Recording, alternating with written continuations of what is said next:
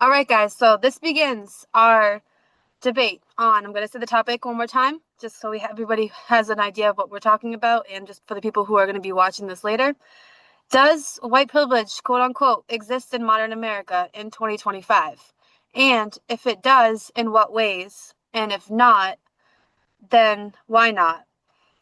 I can give this if anybody wants to know already knows where they stand and has talking points, they can also start.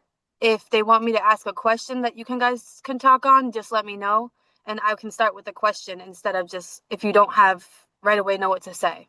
So if you tell me you want to say something or you want me to ask you a question instead to make it easier, feel free to just shout out to me to ask you. Um, each person, once they're done, you can't take up the whole time, so try to keep it to at least like a minute and then move on to the next person and then we can keep moving that way we have enough time. Okay, so in all in the all sense of start, who wants to go first? I could go first, but I go first. okay, you ready? So what side are you choosing? I'm with no. All right, go ahead. So why do you so if no, why not? Why does white privilege not exist in modern Because America? everybody has a fair chance of life, don't matter your skin color. Yeah. That's the main point. Yeah. I think I've actually asked you a question. Hold on. It's like I should be ready for this. Dun dun dun. All right. So here's a question for you, Mikey. So if you say no, right? Um, is it possible white privilege exists in certain cities or institutions but not others? Does location change the equation? No, I'm not. I don't think it matters location. Okay. And the we're talking about the historical effects of question. If centuries of slavery, segregation, and redlining existed, is it realistic to assume all of those effects disappeared in only a few decades? Like, if we've had it, not systemically, but if we've had it in the past, how come not now? Why do you think it's not existent now?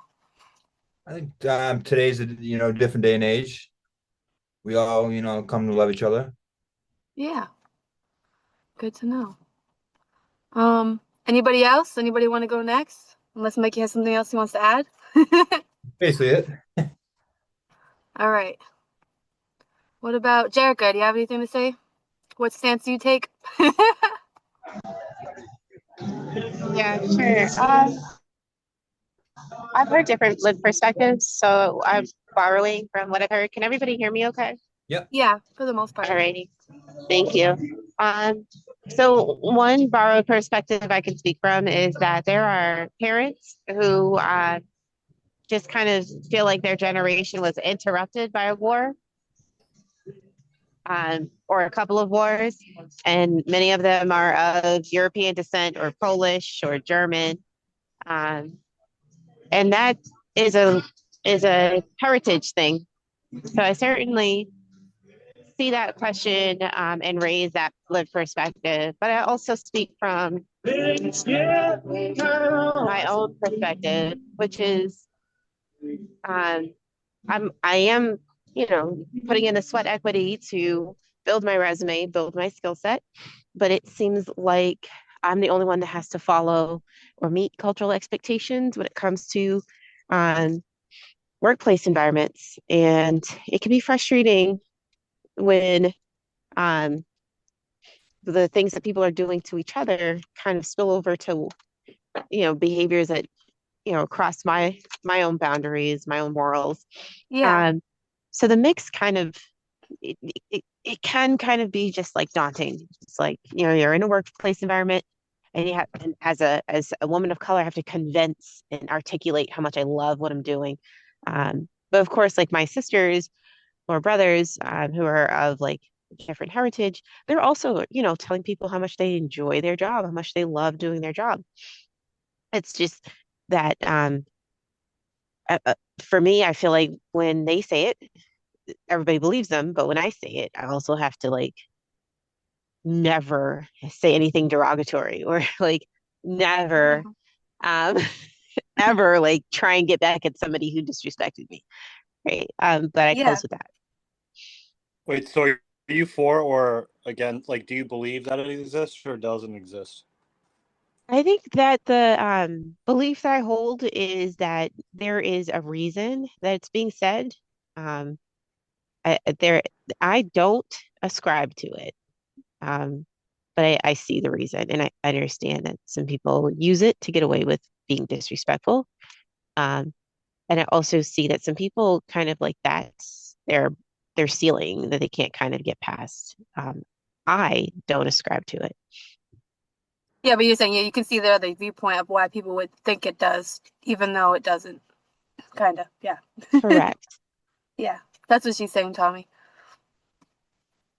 Um, yeah, so do you think like I was looking up like different like statistics about this, and it's actually like Asian white Americans actually like dominate like a lot of the higher paid jobs, and like the higher paid just like more there's more white Asian people in the institutions in college. Like there's I think it's a cultural thing for them. Like I was thinking about that earlier, and I think that like I know friends who are either like, you know, in that like that's their nationality, and their family holds them to a really high standard where they're always like super stressed out, like they have to achieve like the greatness of whatever their family, like they can't let their family down.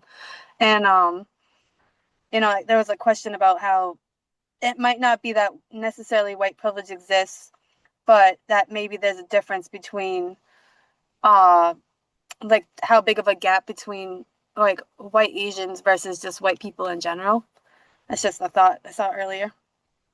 Definitely think it's cultural because I don't know if you guys know this, but like even like from a young age, Asians after school, where most like white people would go home, they send their kids to like a secondary, and then like they call it after school, but they're being taught like extensively. Sometimes more extensively than their school. So like you have Asians in second grade that are doing math at like a fifth grade level because Yeah. they just go home and they don't play video games. They practice that. So I definitely think it's cultural um, when it comes to the Asian versus white. Yeah, because I saw like because if you look at I finally pulled it up. The enrollment rates of ages 18 to 24 in 2022, enrollment for Asian students was around 61%. And then for just the overall white students was 41%. Then you go to black students and it's 36%. So there's not a big gap between white and blacks, like as far as like student enrollment. And then Hispanics was down to it's 33% of enrollment. But I really think it's all just cultural. It's not like we put like it's not like a race thing where we're like I don't know how to explain what I'm saying, but just like it's not a choice that we like we only want a certain amount of people or you know. Yeah, go ahead, Jerica. Something you said brought to mind that like there's the cultural like that's built of the cultural expectation that's built that some of us get it faster than others, and that's what someone was speaking to that there are, you know, some cultures the childhood is taken very seriously and the children are taught extensively. And Yeah. then what we have left are adults who don't get it yet, man or woman, who just like kind of get into the rhythm of being adults, but they don't like get it yet. I don't have any stats in front of me, but I'm speaking from some of Yeah. those memories and live perspectives people can kind of connect with each other on. I was taught extensively, but I feel that no one believes it unless I say like after school I was at a Mary McLeod Bethune Institute, and then I was always challenged to do an activity. Maybe it was sailing, maybe it was rock climbing, and it's almost like, wait, so your brain develops intelligence? Yes, yes, I'm a Black woman whose brain developed intelligence. So Yeah. it's awkward to have to kind of like let people know that the privilege of like trust and responsibility should belong to sort of that good science. It's awkward. Yeah. But it seems that like again, back to my point, the white privilege statement, it seems like um people hide behind that to kind of be disrespectful toward like people trying to hold together what's left of their heritage. Yeah. Does that make sense? Yeah. Okay. Well, I'm just curious where you're from that like because I mean, first off, I'm intimidated because you look smart, you sound smart. So I don't really care that you're black, no offense. I don't think that somebody's intelligence is linked to their skin color. But one thing I wanted to make a point of, I'm just curious, like, um, why, like, most people that I've worked with, white or black, usually I bond with my black coworkers about how much we hate where we work. So it's kind of odd to hear you talking about like you need to convince people that like you're enjoying where you work. I don't think any differently whether it's white or black. That my black coworkers need to like convince me that they hate the job more or like the job more. So sometimes like we have a focus, like when we think about something, like we think everybody else focuses on it, but I just want to say as a white Okay. person, that's not even something that I've ever even like considered. So if that puts you at Yeah. ease, I mean, maybe Would take you? that with a grain of salt, but that's my perspective. Yeah, thank I you, don't think that Tommy. you should have to go through like, thinking that like you should just, I think everyone should be able to go to work and focus on work. That's well said. Well said. Would you consider, Tommy, that building a culture is just difficult anywhere it has to be done. Um, and it takes both sides. It takes leadership and followership to build a culture. Would you say that? Yeah, I think like at work, I think there's a bigger divide versus men and women than there is a race, and I think that's something that Jordan Peterson talks about. Like, Yep. if they put men and women in the same uniform, regardless of sex, and women don't wear makeup, and men, aren't walking around with like muscle shirts and stuff like that. If we all have the same gender dynamics, it allows everybody to assimilate, whether you're white or black. So at work, I think that gender roles, I think, play a bigger part as opposed to race, just in the modern day. And I think people focus on race because, we kind of did have segregation, but I feel like, now in the Me Too culture, there are definitely some things that men are looked at a bigger scope, as opposed to the whole racial thing in this modern day. That's interesting. I think that's interesting. I'll stop there because I don't want to overpower the debate. Thank you. Yeah, no, I loved what you said, Jared. 'Cause, like you made like a lot of, maybe you opened our eyes a little bit more, that from a different like seat, where like if we were different, if that's a reality that you have, then you know that might be something that actually exists. Like in my workplace, I work in a male dominant environment. I am literally the only woman machinist on the floor, and I have been sexually harassed, and they did not do anything about it because they said they didn't consider it harassment, even HR. And that's is what it is. But in my workplace, things are very weird when it comes to work because don't it's like they lower their expectations, or they expect me to be dumb, or that I don't know anything because I'm a woman in that workplace.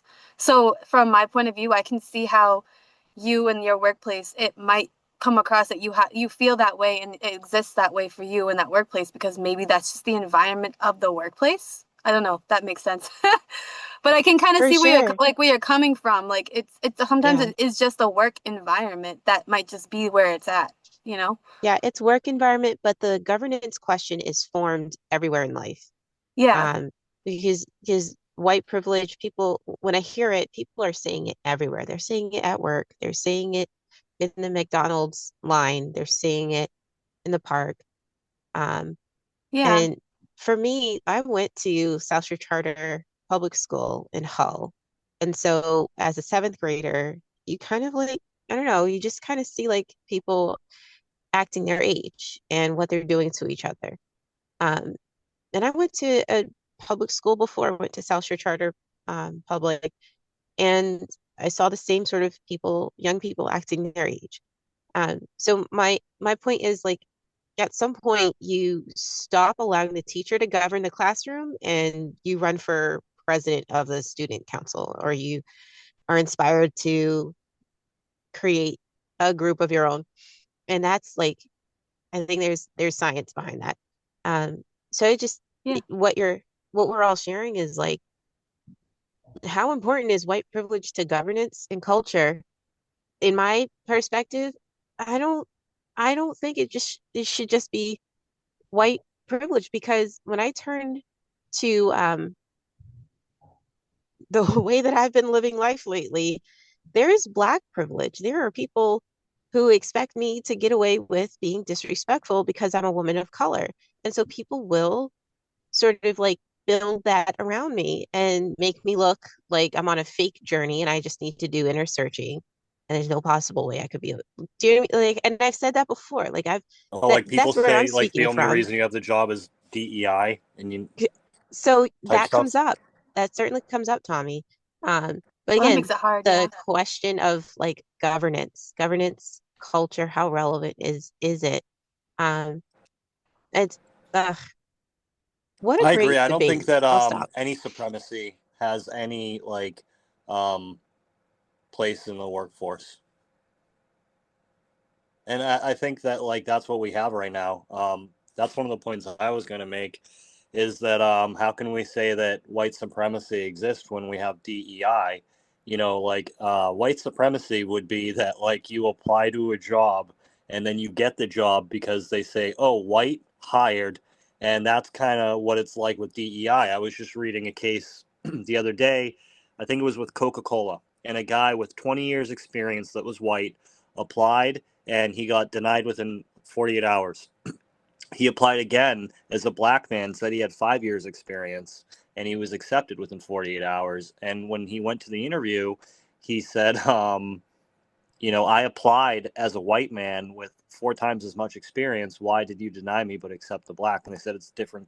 You know, they basically said we have different criteria and that they were basically hiring him because they were trying to fit a criteria. And to me, that is like just one of the most racist things that you could possibly do is just hire people based off their skin color. And that's when we get into a dangerous thing because if you're just hiring somebody based off their skin color and not because they're qualified, you know, that's a big problem. And sorry, my smoke detector's going off right now. I must be burning something in my kitchen. Um, I gotta go check that out. Yeah. But I'll say to that is that I do remember that there was a time, yeah, when you applied for a job, like when I during even like during COVID when like my Panera shut down, so I had to look for another place. They were like collect unemployment until we reopen again one day. And I had more luck like applying for like when it asked what my nationality was, like I'm part Native American, I would have like more luck putting like I was of a different something other than just plain just white on my application. And I never thought anything of it when I did it. I just was like, oh, I have better luck when I do that. But I didn't think about it in the moment about like why. Like I didn't even realize that that was really just a DEI thing. So I'll that's lie funny. now, like if I I like because I didn't even realized that realize. yeah, I was doing like a research group, and every time I did white, I never got a response, but I kept selecting the Native American thing, and then they started like applying, and then I also was selecting I choose not to say about my gender, and they always got back to me. So that you know that's something. But sorry, I'm not burning down the Yeah, kitchen. But that's good. the last thing I was just gonna say is when we hire people based off of like DEI and not because they're qualified to the job, that results in stuff like me getting frustrated when I go to Walmart and I'm looking for something and I ask 10 employees a simple question: where's this? Where is that? And nobody speaks English. That happened to me last week at Walmart. That happens to me at Stop and Shop. It happens That anytime I happens. use Uber Yeah, Eats, there's a Walmart in anytime I Walpole. go to Five Guys. Yeah. And it's really frustrating. And I think that we need to get DEI out of society so that Americans can get the jobs back. DEI stands for did not earn it. Yeah. So, Chris, do you want to say your stance on, since you joined us at the end, do you want to say, like, because we went through everybody pretty much already on what their stance was. Do you want to say what your stance is? You can pick either side. We were going to have pick opposite sides if we had to, so we weren't an echo chamber, but then No, you're Jerica gave us a lot of food for thought, so now we're just on this, like, long train of in the workplace and just like, but go ahead, feel free. We're just being quick because we only maybe have maybe 10 to 20 minutes left. Yes, I give a quick response. I think for the most part, the whole DEI agenda is just pretty unfair. I really don't think these practices are for everyone. I think we should really be looking at merits, looking at people's tenure to see where they actually fall with their experience. It's not productive to be picking, through a stack of resumes and we're only looking at the color of their skin. I think that's very regressive towards what, where we've came in America. And, Democrats like to, point at Martin Luther King and, say, this was the turning point for us where, you know, we're not being judged by the color of our skin, but the content of our character. But, here we are going back to those same, values where we're just reversing and flipping the script. I don't think two wrongs make a right here. I think, yes, racism does exist, but there are laws and protections in place for people who are discriminated against based on the color of their skin.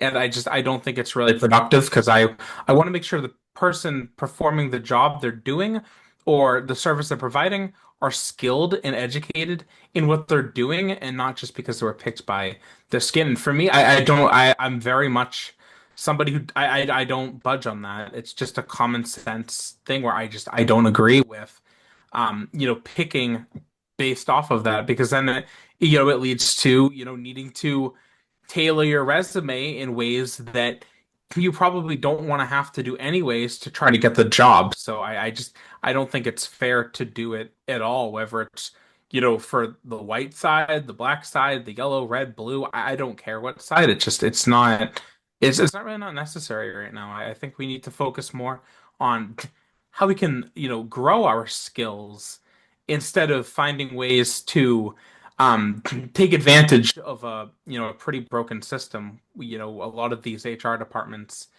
are just picking off of things that don't really matter. You're like it's for certain jobs gender may matter. Like if we're talking about like sports related things, but those are very specific jobs. Like if you're gonna go join the New England Patriots, it's a guys league. It's not women aren't in the NFL, so there's a separate league for that. But again, that uh, you know the um the exception doesn't make the rule. So, there are very small nuances where certain things that we can't control are taken into place. But overall, 99.9% of jobs, it's not necessary. Find somebody who knows what they're doing.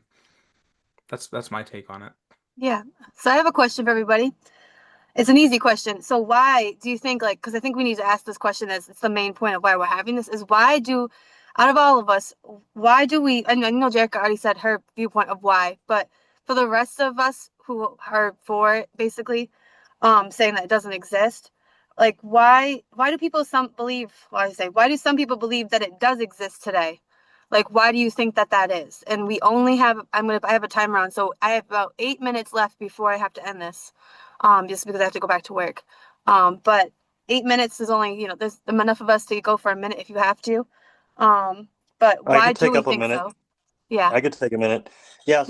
So here is one reason why white supremacy exists. Because on one hand, I don't think it exists because you have stuff like DEI and there's black supremacy.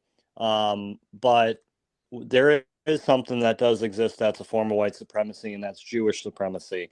And I don't know if all of you were in college, but one thing that is prevalent in Boston is that people are getting kicked off campus if they criticize Israel or a Jewish person. I'm a Catholic. I take a lot of criticism from Protestants. I have no problem people criticizing me as a Christian. But apparently there seems to be you can't criticize it at all. And that's just like one example. So to say it doesn't exist, I think, is a fallacy. When that's, those are just 2 points right there.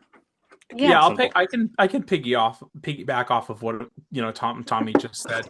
I'm an Orthodox Christian, so I get it from all sides. We're the oldest branch of Christianity out there, so we get that a lot that it's discriminating or it's not correct. We do see that a lot where um there are statistics. There are statistics that you can pull up and I don't think that every statistic is set in stone. I'm not going to say I'm going to look at one person and say, you know, oh, because of this, you're automatically this. I don't think that's wrong. I don't think that's right. But it's a culture. It's a cultural thing too, and I think a lot of people don't take that into perspective when they form their arguments for things like that. There's a lot of perspective and a lot of data for a lot of these points, especially in suburban cities. Yeah. So I will give you a just a food for thought kind of why reason why people think it exists. So like for historical sake, right? People argue that the effects of slavery, I said this a little bit earlier, but they argue that the effects of slavery, segregation, and redlining didn't disappear instantly. Even though the laws changed, the outcomes, which is like wealth, neighborhoods, and schools, may still reflect that history. So for give an example, Black families back then were prevented from buying homes in many neighborhoods for decades. So for home ownership, how it basically home ownership as a whole, it creates generational wealth. So some will say that white families had a head start. So like we're already ahead of the game. So what would you guys say to that? You think Um, it still exists? Do you think we're still so ahead of are the you game saying even, that um it's predicated on wealth and the ability to accumulate wealth, and whites had more? Is that the argument? Yeah, it's like the idea of like there's a wealth gap in that, for just for the sake of, yeah, Okay, well, because, I would counter by saying that it's linked to IQ, and I would say look at New York, and that was built by a majority white demographic versus Africa, and they don't have skyscrapers. So I would say it's linked to IQ to counter that. Oh, yeah, good one, I would Tony. hit Just in to the make a counter middle. argument. I would add in the middle that there is, while there may be the intellectual disability, there may also be um, sort of that economic gap. So the jealousy within who can make transactions as far as um, auxiliary entrepreneurship versus building corporations and network marketing. Network marketing has had a lot of success in the past 150 years or so. Um, but those economic transactions can cause a lot of different splits. What's not talked about is the number of abolitionists who sacrificed their family ties to abolish slavery. And that's as much as a part of the history in this country as slavery itself. So I would add that in the middle there, that it's about those economic transactions and who is entitled to it and who can teach those economic transactions. Because you can teach someone to do math and run a company, but what's going on the inside, what created the middle class, is probably control over those economic transactions, what brings people together. Yeah, and one thing I would add to that is that I used to say that blacks were, like in America, started off disproportionately compared to Americans after the end of slavery. But then I was informed that they, what is like a 40 acres and a mule, they were given land, they were given provisions by the government. And it wasn't until I met a black friend of mine whose family came from the South, whose like, grandfather somewhere on the line was given that land, and they ended up having a farm that got passed down and passed down and passed down. And I thought that was so cool that I've met somebody that historically, um, broke the norm, so to speak, in that racial aspect. Yeah, that's really cool. I wish I could say that. I still have a grandmother who has was raised on a reservation in Bullock County, Georgia. I'm more than most of my parents are Native American Cherokee Indian from Georgia. And my grandmother talked about how I know we only have 2 minutes left, but she grew up on a farm and they were very poor. They were given land by the government. And she would tell me, like, when her and her siblings were growing up, like, they didn't have food. Like, they had to give most of were given the farm, but everything that they made on that farm pretty much went back right to the government and in lieu of keeping that land. And she remembered days where family would come to drive up from like Florida and pick her up. They would pick up one child at a time and take them off of the reservation. And that was like the only time that they got like a shower or food.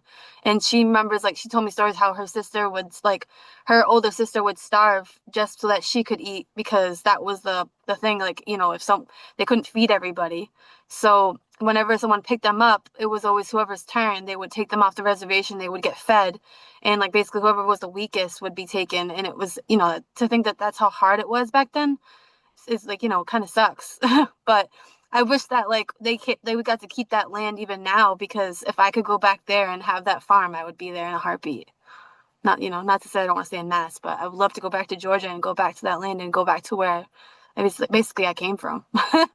So, well, we got a minute and 30 seconds left, and I don't want to cut it too short, but is there anything else anyone wants to add before I close? That way we're not rushed. I'm watching the timer.